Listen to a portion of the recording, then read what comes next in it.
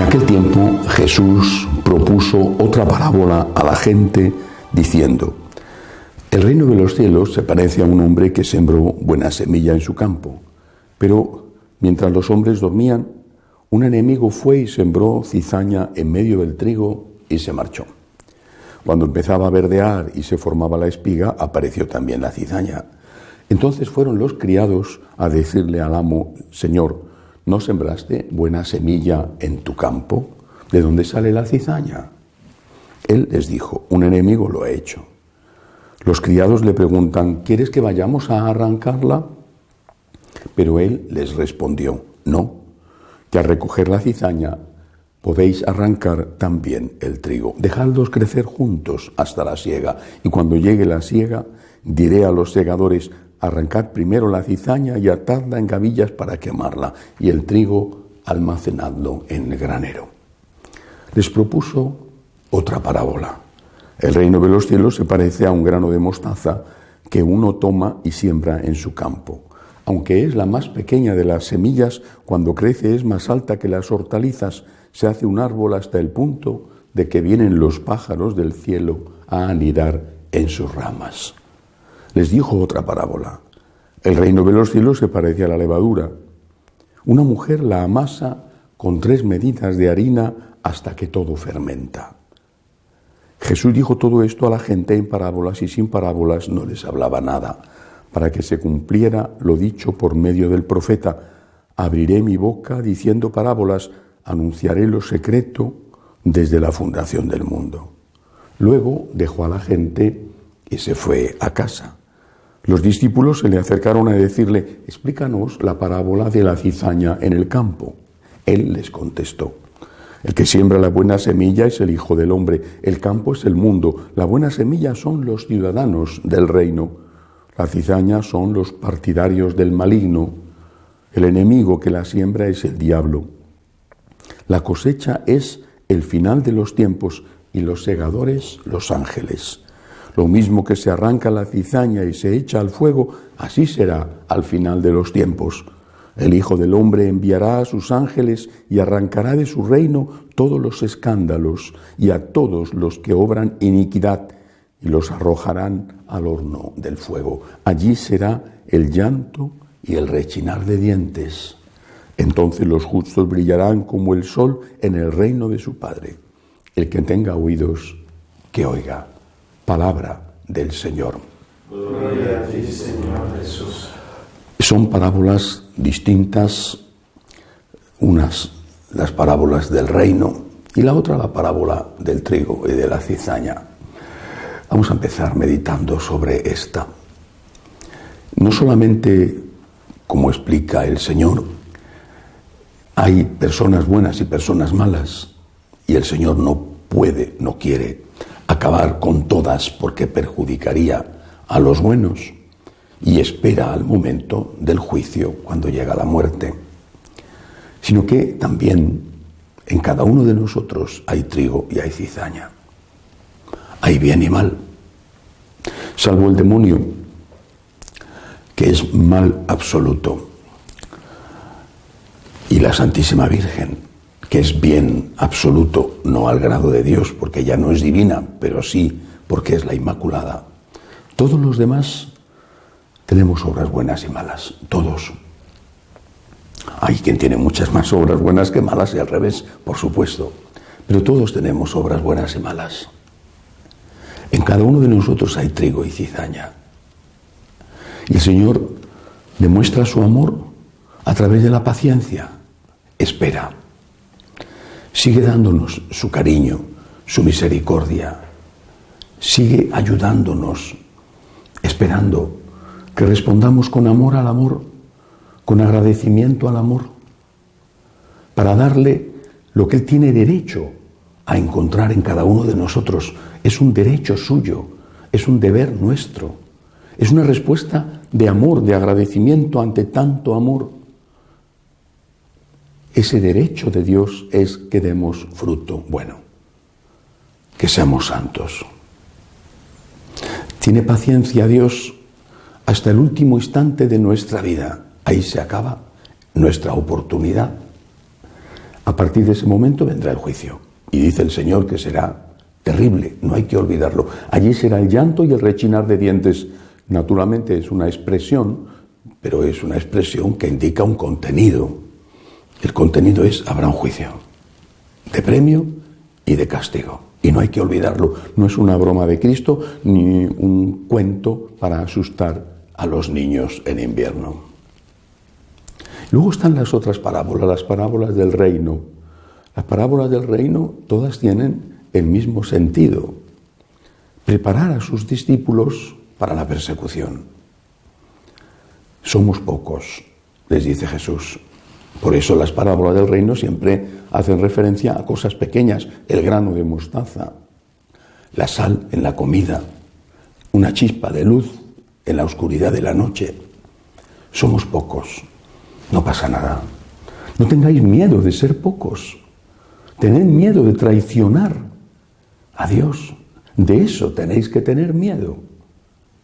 No tengáis miedo de ser pocos, de no ser influyentes, de no ser capaces de que la sociedad se rija por motivos cristianos porque no tenéis la fuerza ni el poder suficiente.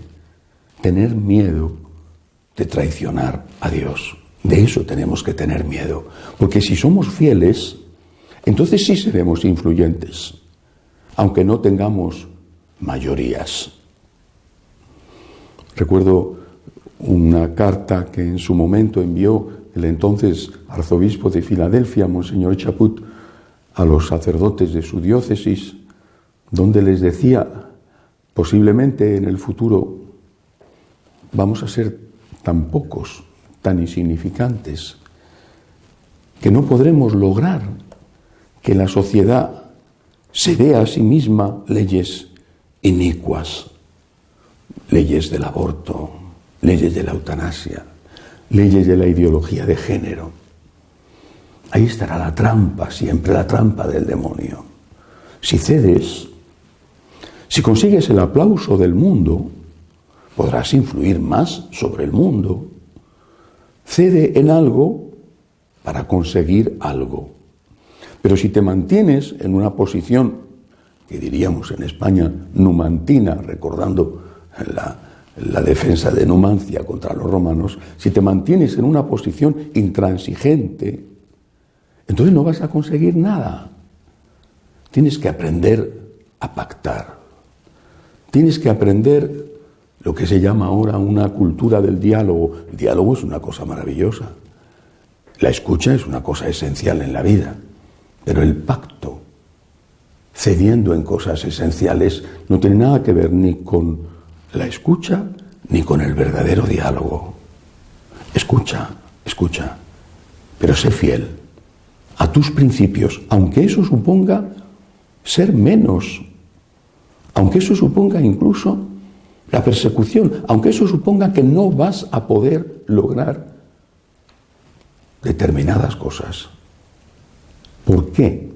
Primero porque tienes que ser fiel a Cristo. El objetivo tuyo es la fidelidad al Señor y ese es el objetivo de la Iglesia, dar gloria a Dios. Pero es que además la historia demuestra, no solamente con el cristianismo, la historia demuestra que son las minorías las que fermentan la masa. Que son las minorías, cuando son activas, las que consiguen que el conjunto vaya por donde ellos quieren. Tenemos nuestra propia historia. ¿Qué hubiera ocurrido si los apóstoles, desobedeciendo al Señor, hubieran pactado? ¿Cómo era la sociedad pagana? Por ejemplo, aquella sociedad donde San Pablo evangelizaba, o San Pedro. ¿Cómo era esa sociedad? Absolutamente permisiva en todo, el esclavismo, el racismo y por supuesto la moral sexual. ¿Cómo era la ciudad de Corinto cuando San Pablo estuvo viviendo allí y fundando la primera comunidad cristiana en aquella ciudad que era un destacadísimo puerto de mar, con toda la corrupción que entonces por lo menos acompañaba a los lugares de tránsito, de tráfico, donde abundaban los marineros y las prostitutas. ¿Cómo era esa sociedad? ¿Y qué les decía San Pablo cuando después de haber dejado la ciudad se enteraba de que habían recaído en algunas costumbres paganas? ¿Qué les escribía? ¿Hablaba de tolerancia San Pablo? ¿Hablaba de compromisos con el mundo? Y la carta, por ejemplo, a los Gálatas, la carta a los Efesios. Es decir, los primeros cristianos vivieron en una sociedad pagana profundamente permisiva, mucho más de lo que hoy es la sociedad actual, no sé si lo que será en el futuro. Y no cedieron. No dijeron, si pactamos, lograremos algo. Porque tenían delante de la mirada a Cristo nuestro Señor, que había dado la vida en la cruz y por el cual querían, por amor a Él, estaban dispuestos a hacer lo mismo. No cedieron. Y la sangre de los mártires fue semilla de cristianos. Porque no cedieron, triunfaron. Aquel pequeño grupo, si hubiera cedido en cualquier cosa, en aquella sociedad había sacerdotisas, por ejemplo, no en el mundo judío, pero sí en el mundo greco-romano. Había sacerdotisas. Ellos no cedieron. Aquella sociedad, la homosexualidad, era practicada con total normalidad, de una forma especial en Grecia, pero no solamente allí. Ellos no cedieron. Incluso el incesto era algo que se hacía. Ellos no cedieron nunca. Creo que es la carta de Oneto la que dice que acabamos de llegar y ya estamos en todo el mundo. Y la que añade, tenemos en común la mesa pero no la cama. Y no matamos a nuestros niños en el vientre de su madre. Ellos no cedieron. No cedieron ante la permisividad. No cedieron ante los dientes de los leones. No cedieron. Y crecían. Y cada vez eran más. Es nuestra historia. Son nuestras raíces. Es nuestro ejemplo a seguir. Por eso no tengas miedo. Jesucristo dice, lo dijo y lo sigue diciendo, yo he vencido al mundo. No dice, yo venceré al mundo. Dice, yo he vencido al mundo. No tengas miedo, pequeño rebaño, yo he vencido al mundo. A nosotros, los católicos, no se nos piden éxitos, se nos pide fidelidad.